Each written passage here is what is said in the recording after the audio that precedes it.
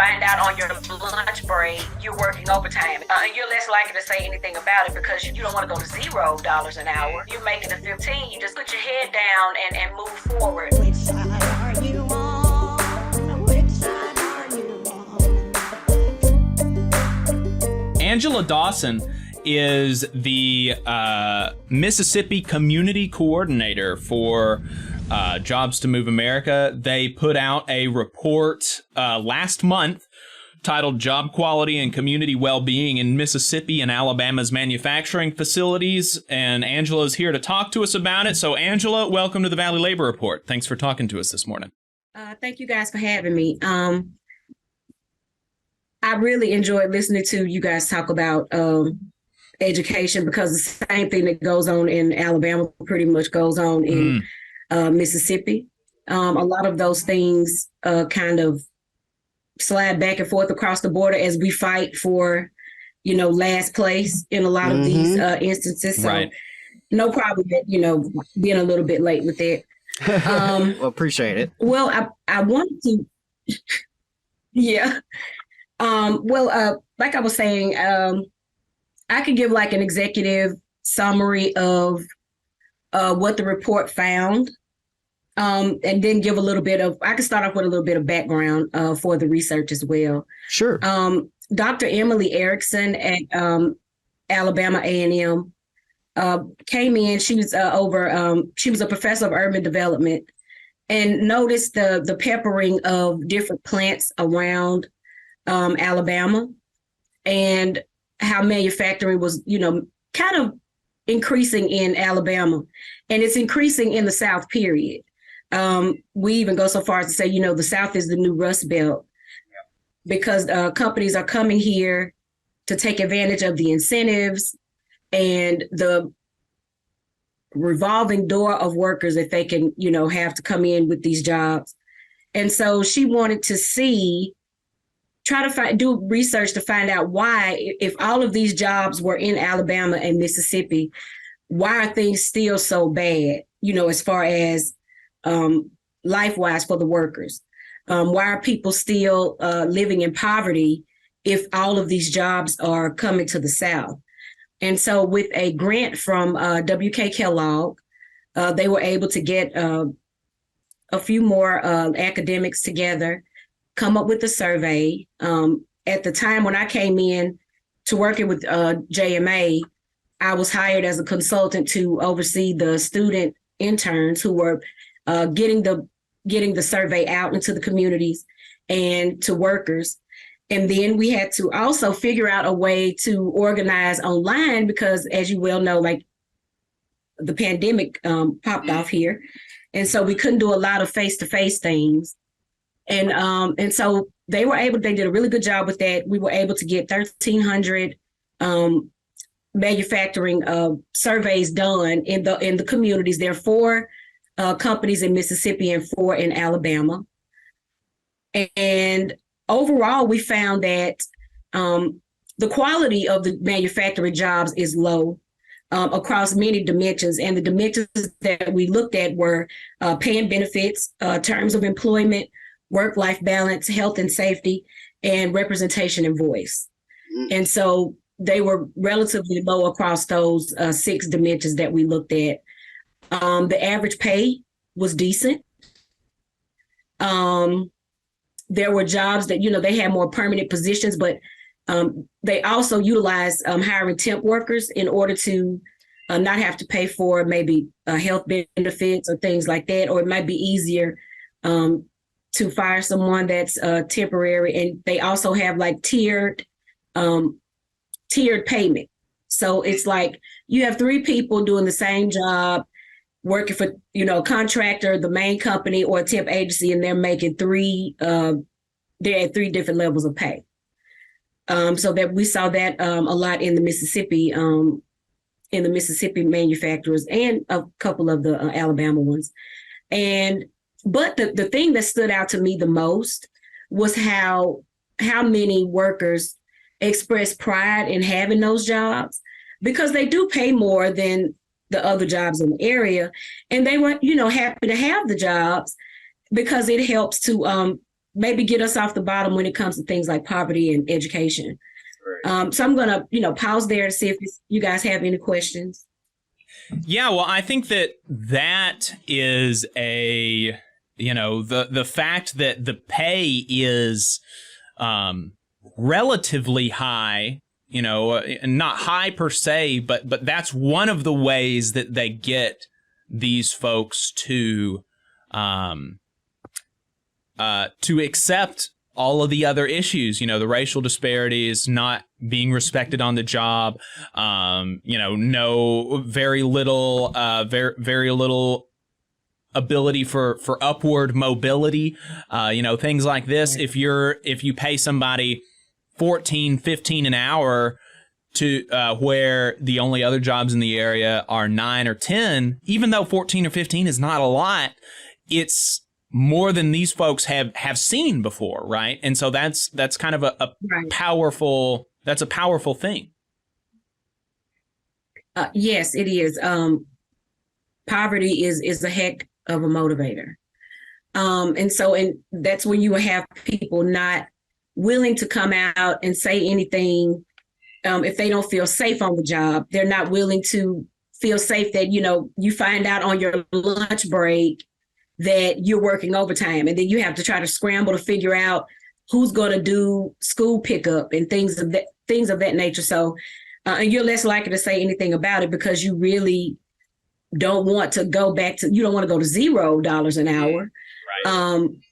And you don't want to go to the 725. So if you're making the 15, you just kind of put your head down and move forward.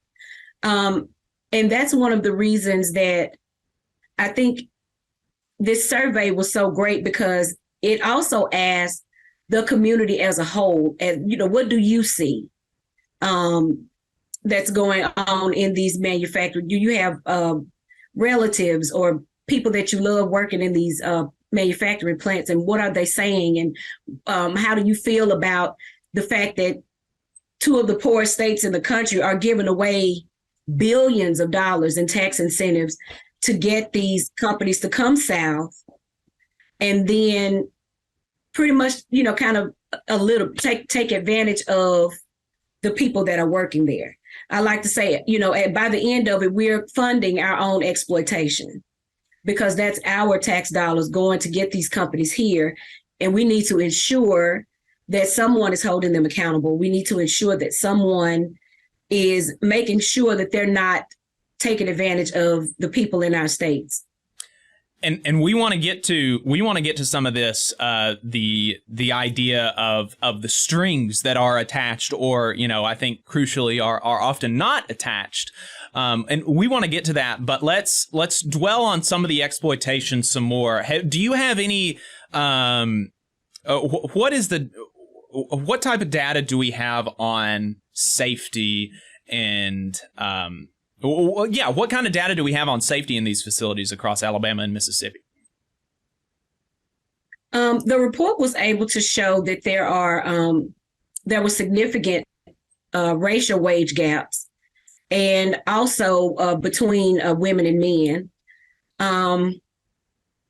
There are high rates of injury in the reports, and racial hostility, sexual harassment, and those type of environments. So even that would keep you from, fear of retaliation would keep you from saying things like, I don't feel safe doing this job. But there are high rates of serious injury in these manufacturing companies. And then they kind of, people are put on leave, and then, they're just kind of quietly, let go. Do we have what kind of response rates, or what kind of responses, or maybe public stories have y'all seen about instances of retaliation where workers see a problem and they try to talk about it, and then the company more or less kind of tells them to shut up? Quite frankly, there aren't particular stories in the report, because so far we've just been able to release the executive summary. And in order to maintain the integrity of the report, we at JMA or anyone else, no one gets their hands on this report, so they can't say that it's tainted through a labor lens, because that's the last thing we need to happen. We want people to be able to believe that this was an academic study and that we didn't have our hands on it. But there are, like, overall, like I said, people did not feel safe expressing anything about safety, if that makes sense. And so there, I know from working with a former campaign with UAW and Nissan, that there were people that would get injured because of things like manholes being, uncovered, doing the same repetitive jobs over and over where they're supposed to, rotate and all that, wears people out. And so there are certain issues, and no, they don't have to go out of their way to fix them either, because really the leaders and the people who hold the purse strings are on their side. So let's talk about the purse strings. How much, do you have an idea about how much money these folks are, these companies are getting from from tax dollars and subsidies and grants and all these types of things from Alabama and Mississippi? Well, we know overall that since the mid-90s, about $10 billion of taxpayer money has come from Alabama and Mississippi to get companies to come south. But when looking for on the policy side of it and the accountability side of it, Mississippi and Alabama are not very transparent with everything that goes on. And, there are like things that prevent people from knowing exactly what's going on. So that in of itself lets you know that there's something that's not quite right if they're going to such lengths to hide it from public view. So we're hoping, we are making requests to see how much money actually, how many incentives. Were there any deals saying that a manufacturer would have to stay in a state for a certain amount of time, or they will forfeit the rest of their incentives? We would like to know all of those things, and we're in the process of trying to get that information, but it's kind of difficult because they're not very transparent. They're very good at, keeping things behind closed doors. Right. Difficult by design. Yeah. What kind of strings are usually attached to these dollars from the public? Well, there are, since both states are like right to work, that's one of the perfect things for a manufacturing company to come in. And some of the incentive is that, a nod and a wink that, yeah, we're going to keep it that way. Mm-hmm. So you don't have to worry about things of that nature. We will keep people in a particular pocket so that you don't have to worry about anyone coming on later, coming along later saying, well, yeah, we want, this and that. And so, and I think that's one of the things that also the revolving door of employees, that can come in. If you were to take any manufacturing plant in Mississippi or Alabama, and you fired everyone in that plant, you could start up again with a fresh new crop of workers the next day. Mm. And that's another, you have plenty of people that are always going to be willing to come in and fill these positions because they make more money than the other jobs around them. And they're going to do that in spite of there's no, if you're African-American or a woman or come from any marginalized community of color, there's no upward mobility there, even if there's safety issues there, even if there are pay disparities there.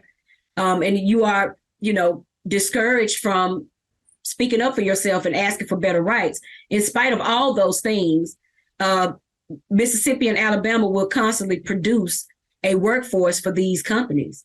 They'll never have to worry about people actually coming in to work. And I think, too, that's part of the allure, and the fact that, the companies pretty much can do what they want as long as they stay, and as long as it's something that can be touted as a new job by whatever administration is in office. Have you, in the course of your research and working with Jobs to Move America and in this report, have you seen a single instance of Alabama or Mississippi clawing back subsidies from manufacturers that they've given them to? Absolutely not. I've not seen that. Because why would they go? Because a lot of them may be contingent on them staying a certain amount of time, but why would they go if no one is really checking, what they're doing? No one is really checking the company. And like I said, it's another feather in the cap of whatever administration is running either one of these states at the time to say, well, see, I brought these jobs here. But what we're fighting for at JMA is that, yes, we want these jobs. We want people to be able to work themselves out of poverty if they can, but it doesn't need to be impeded by unjustness. It's kind of a personal thing for me, because I have family members that work in manufacturing plants around the state, and I do want them to be able to have access to those jobs, but I don't want them to be hindered by those jobs at the same time. Right.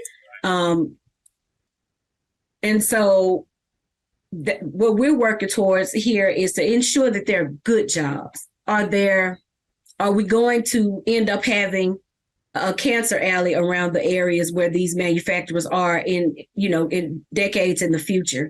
Right. We want to ensure that they are disposing of things correctly. So we want, clean jobs or greener jobs. We want the jobs to be able to offer retirement. For some people, a lot of people just have 401k. They don't get like the base retirement. And as you guys have stated earlier with the link between poverty and education, if people are making more money, their children are going to better schools. They live in better neighborhoods. They have more money to pay into taxes to ensure that their infrastructures are able to stand alone. So a lot of this goes back to what's going on here. And so at JMA, like I said, we're pushing for not just jobs, but good jobs. And if we're going to foot the bill for a lot of these jobs coming here, we all need to be cognizant of what's going on. We all need to pay attention to what's going on, because these are, as Mississippians and Alabamians, these are our tax dollars. So we deserve to know where they're going and how they're being used, and we need to ensure that they're not being used against us. Yeah, because absolutely. Then that's counterintuitive. Yeah, absolutely. Yeah, well, let's wrap up with this. Talk to us about Jobs to Move America more generally. Who y'all are, what kind of work you're doing, and maybe how folks can get involved if they're interested. Oh, great. Jobs to Move America we are a policy-based think center, and we look at how government monies are spent. A lot of our work is in transportation. So say, for instance, there's a plant in Anniston, Alabama, New Flyer. And what the work that JMA does is reflected perfectly in what just went down in Anniston, Alabama. They were able to get a community benefits agreement with New Flyer. And that is a legally binding contract that New Flyer now has with Alabama, a coalition for community benefits. And they were able to establish workforce development programs, a debt clinic, and a path to management programs to ensure that people who are actually deserving of these jobs can go into management. And it's one of the first of its kind in the South in terms of establishing that workforce development to ensure that people are ready to work. We also fight for local hire, so that people, when these people are coming, these companies are coming to the community, the people that live in the community get a shot at getting those jobs as well. Right. And also preparing them for that work so they're ready day one. And so that's basically what JMA does. We want people to be able to say, okay, if you're going to use our tax dollars for these specific things, these are the things we want to see happen. And in doing the study and finding out some of the things that are going on, like I said, there'll be a white paper published on this later on. We were able to see that although people are making better money, there are still things that need to be addressed inside of manufacturing plants. So we're Y'all hoping were in the also future that we involved. continue. Y'all were also involved in the successful card check election in Kentucky at a New Flyer plant. Is that right? Yes, they were. Yeah. And we're still waiting on the outcome of that. But yes, I thought that they won it at New Flyer in Kentucky. I'm sorry, they did. I'm sorry. Okay. I'm sorry, I got confused with the other one. Gotcha. All right. Well, Angela Dawson, Mississippi Community Coordinator for Jobs to Move America, thank you so much for taking the time to talk to us this morning. I really appreciate it. All right. Thank you. All right. Thank you, Angela. You just saw a clip from the Valley Labor Report. We are live every Saturday morning from 9:30 a.m. till 12:30 p.m. And we pride ourselves on keeping all of our content free to everybody so that we can talk to as many working folks as possible. If you support the work that we're doing, you think that it's important, you think that it's good, then consider making a monthly contribution to the project. And you can do that on our website, tvlr.fm.